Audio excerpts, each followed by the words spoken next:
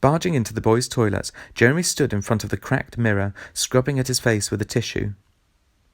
A movement in the dark corner caught his eye. It was the Sleagur, but its face was in shadow, so Jeremy couldn't see its expression. It reminded him of the first time he'd met it. It seemed almost funny that he'd been so frightened of it. He could never have imagined back then how fond he'd grow of his funny little friend. "Hello, Sleagur. Where were you today?" "Watching," it said simply. There seemed to be something wrong with the creature. "Are you all right?" Then Jeremy remembered something. "Why didn't you say that you were the one who threw the paper at Kirsty?" The creature shifted its weight. "Finally figured that out, have you? You really are a very stupid boy." Jeremy's eyebrows furrowed. This wasn't like the Sleagur, it was his friend. "Oh, boo-hoo! Sleagur's being mean to me," it mimed, crying. "Man up!" "Why are you being like this?" Jeremy asked in a small, hurt voice. "Being like what?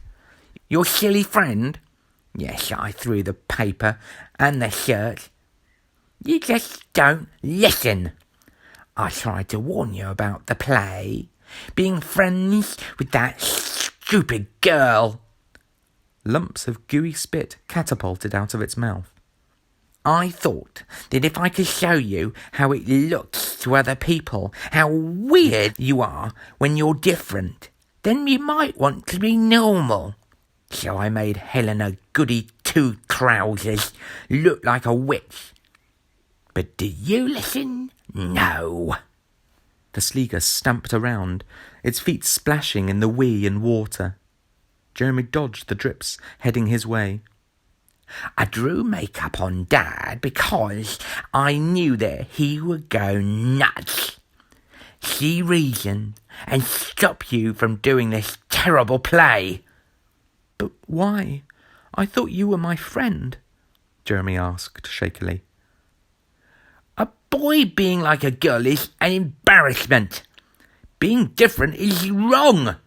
Others will always be frightened of you and your weirdness, or laugh at you. They'll say, 'Oh, look, it's that wimpy kid who is Cinderella.'